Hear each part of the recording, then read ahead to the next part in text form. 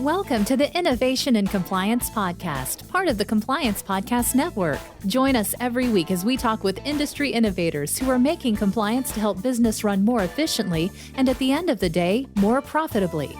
Here's your host, Tom Fox. Hello, everyone. This is Tom Fox back for another episode. And today I have with me Dan Zitting. Dan had some of the biggest changes of anyone I've talked to now for the second time. So we're going to talk about some exciting news in his world and in his life. But first of all, Dan, thank you so much for taking the time to visit with me. Likewise, Tom, it's really fantastic to be back and looking forward to the conversation. So as I alluded to, you have had some exciting news and big changes since we last visited.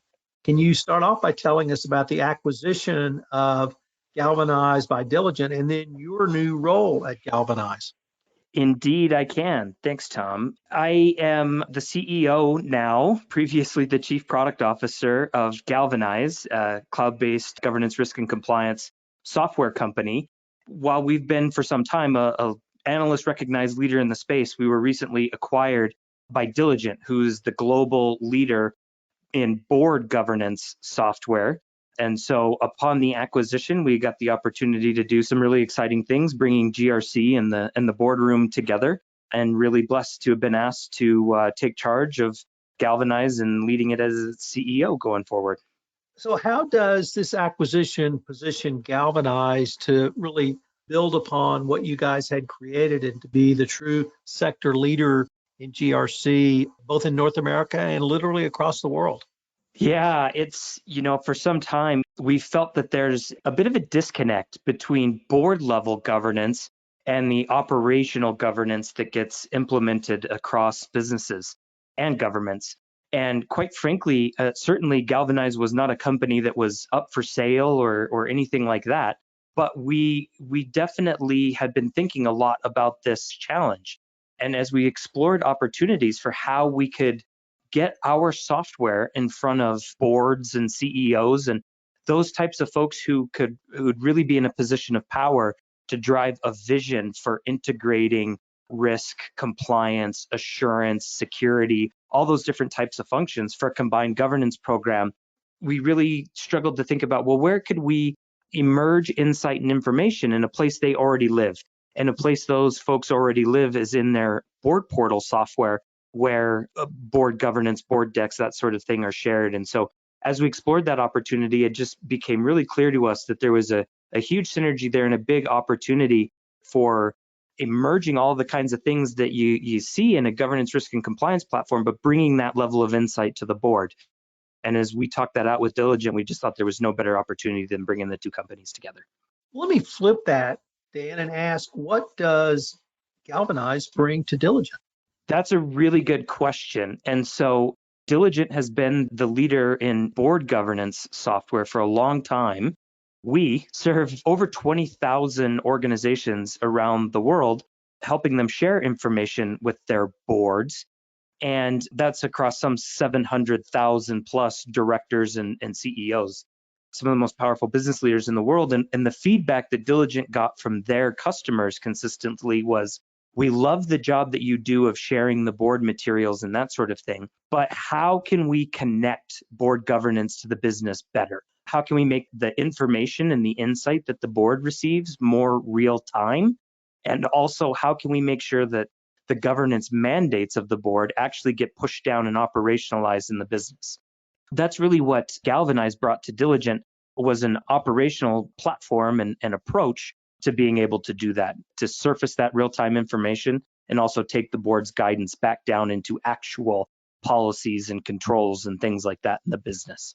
Dan, we've talked about sort of a product focus and perhaps a business focus, but one of the reasons I wanted to interview you the first time was because you had publicly stated that you and Galvanize's purpose was to challenge the planet's organization to maximize total stakeholder impact by operating with a conscience. And you answered that question when we had our first podcast together on compliance and coronavirus. But I now wanted to ask you that again with the follow-up question of how does this acquisition allow you to both continue this mission and actually expand upon it? Yeah, that's a really good question. And I think that whole idea, as we described it, of operating with a conscience, when you think about how focused boards are becoming or how much pressure there is on boards to think about stakeholder capitalism, ESG, the broader purpose of corporations to their broader stakeholders, I think boards themselves are looking for a way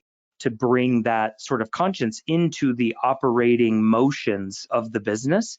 And so really, I look at this acquisition as a way of saying, hey, the world's most powerful business leaders are looking for a way to bring that reporting on total stakeholder impact, ESG, et cetera, a way to bring that into the operations of the business.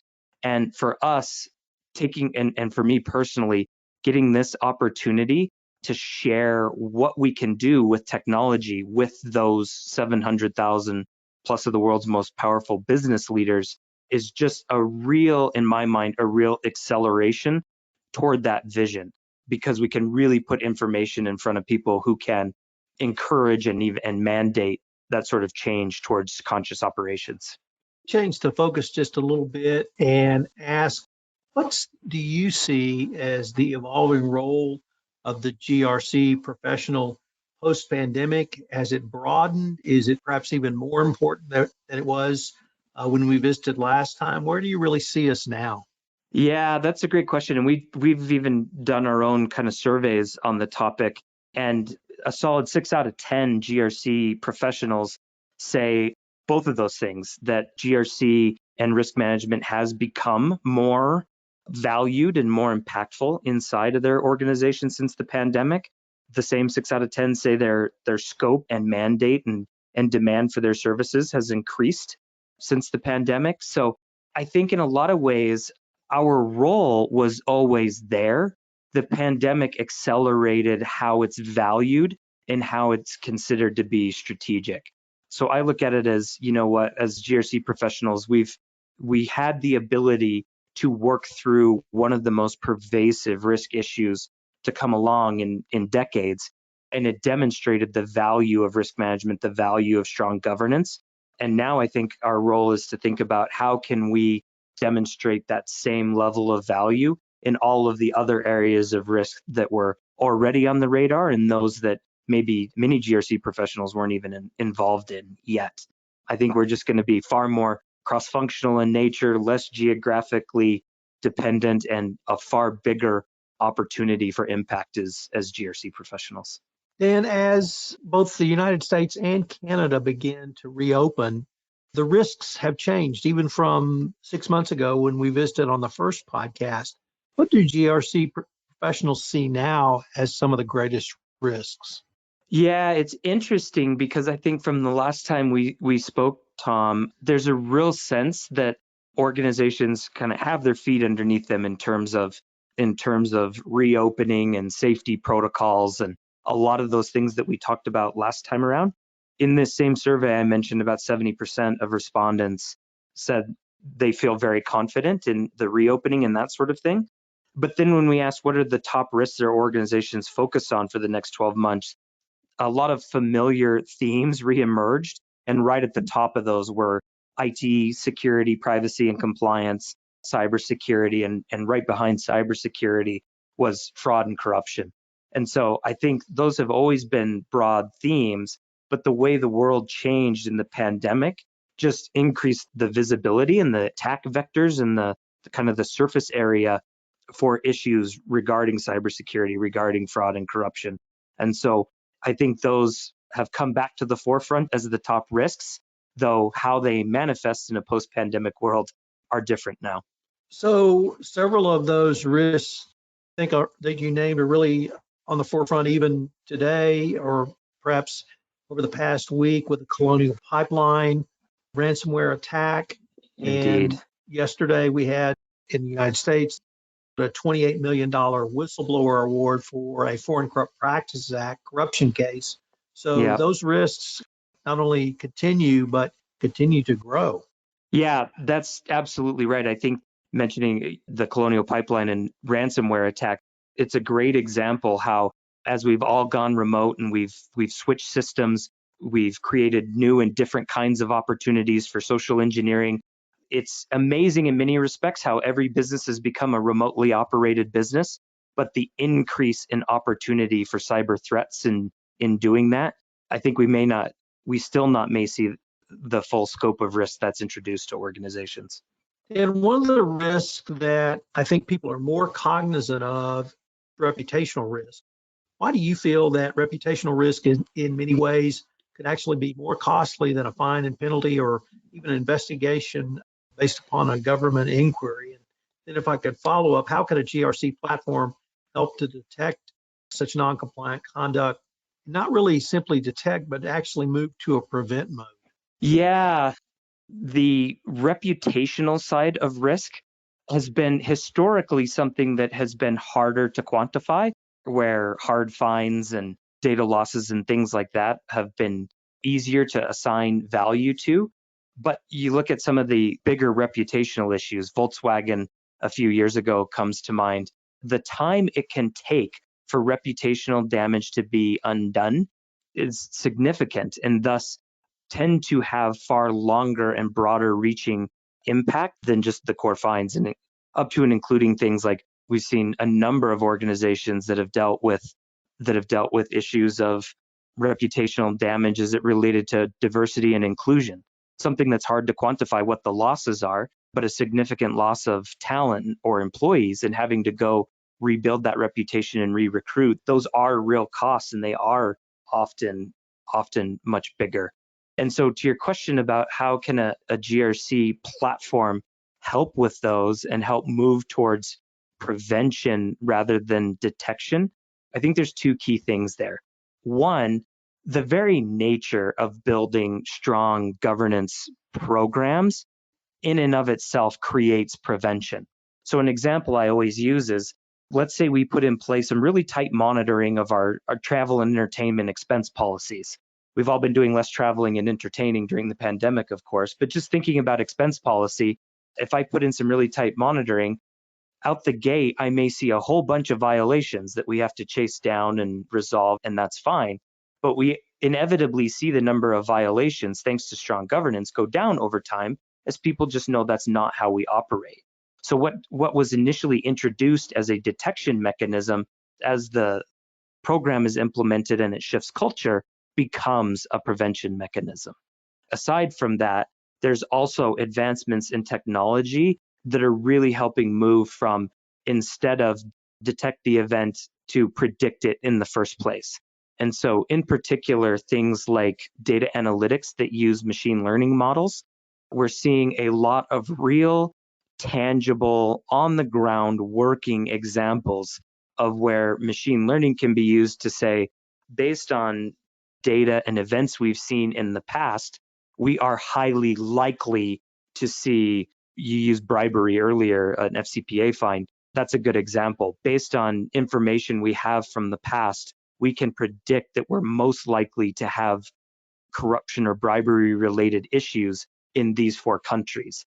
And that way we can work proactively on avoiding that happening rather than just picking up the red flags after they've happened and trying to resolve them and undo the policy violations. Dan, one phrase we have not yet touched on is ESG. And if there's perhaps one phrase in the corporate world that we've heard as much as any in 2021, it's been that ESG. I've really been intrigued to ask you, what's the role of the GRC professional in ESG compliance and reporting as it becomes more important to the regulators? Yeah, Tom, in some ways, when I think of, and literally they share the G, right? The governance. I think of ESG and GRC really as, in the grandest sense, they're kind of very much the same thing.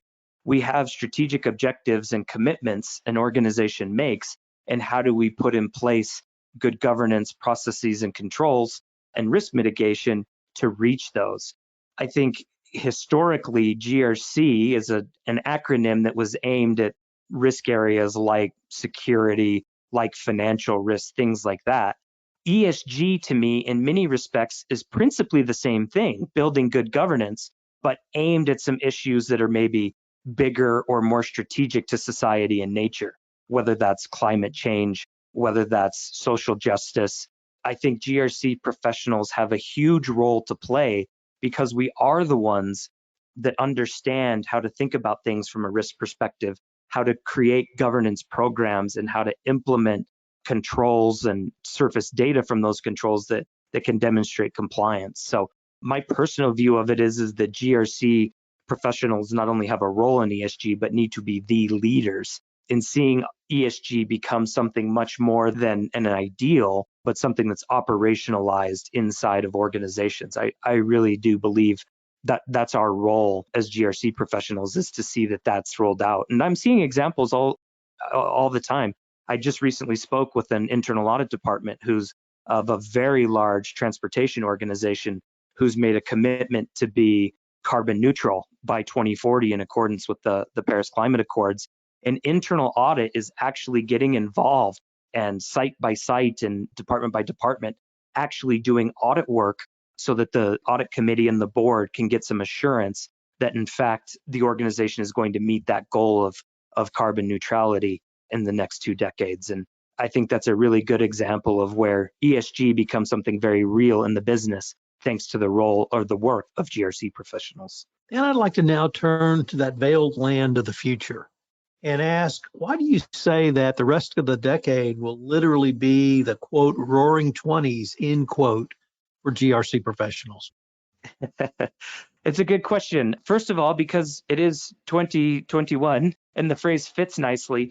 But I think technology in the original roaring 20s, in the 1920s here in the United States, technology catalyzed a lot of change and a lot of different thinking about how organizations and businesses should be run. And industrialization led to an enormous boom in the 20s.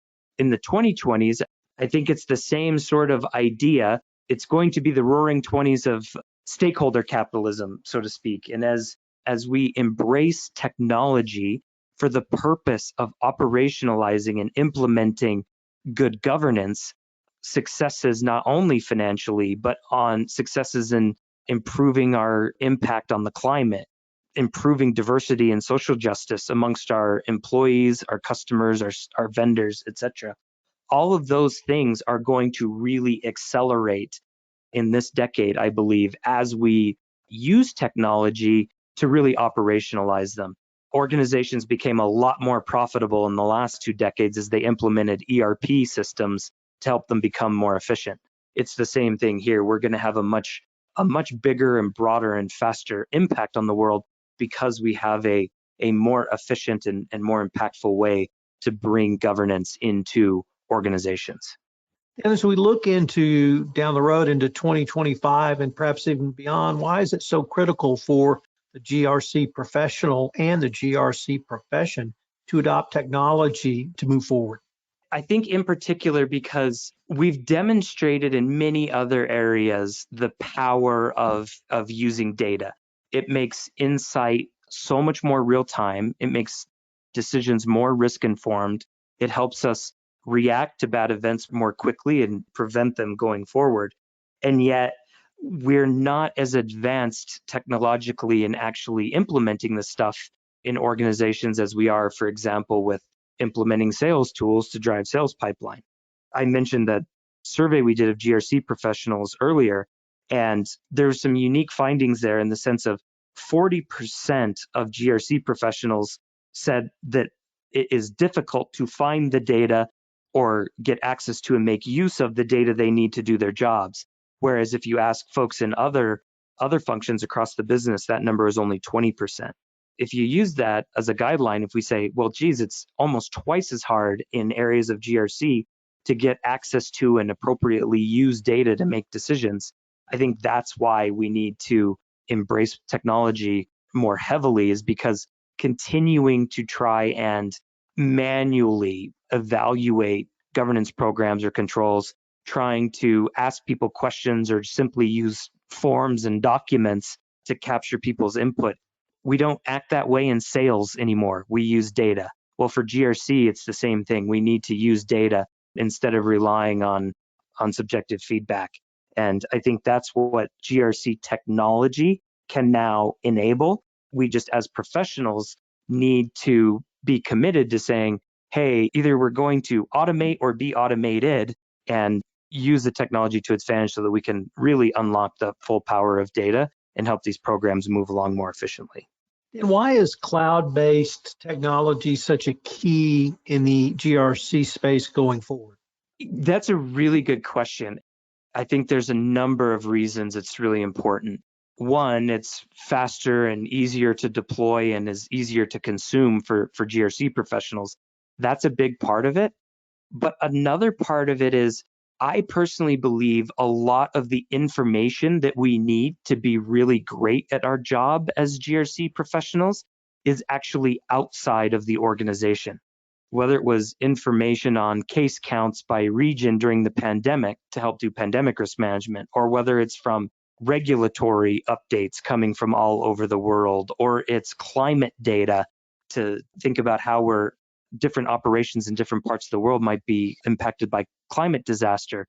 With so much of the information we need living outside of the business as well, cloud-based technology is uniquely good at being able to kind of grab, ingest, and make sense of that data in the outside world and combine it with information and workflows and data from the systems and people inside the business. I think the accessibility of cloud technology helps us to bring all of that together in one place where a risk professional can then correlate the different pieces there and make truly risk-informed decisions based on both the internal and external data. Dan, unfortunately, we are near the end of our time for this episode, but I was wondering if our listeners wanted any more information on any of the topics we've touched upon today, how could they find out? Yeah. First and foremost, our website is WeGalvanize, wegalvanize.com. And at wegalvanize.com, you can find all of the information on our products, great blog posts on these same sorts of topics we're talking about, and lots of other information. And you can certainly reach out to me directly. I'm dan.zitting at wegalvanize.com and on LinkedIn, and Dan Zitting on Twitter as well. Well, Dan, this has been a great update from both you and for Galvanize. I'm hoping we can continue this conversation going down the road. I'd love to do that, Tom. Thanks so much for having me. If you want to stay up to date on the latest innovations in compliance and help your business run more efficiently, subscribe to this podcast and help spread the word by leaving a review.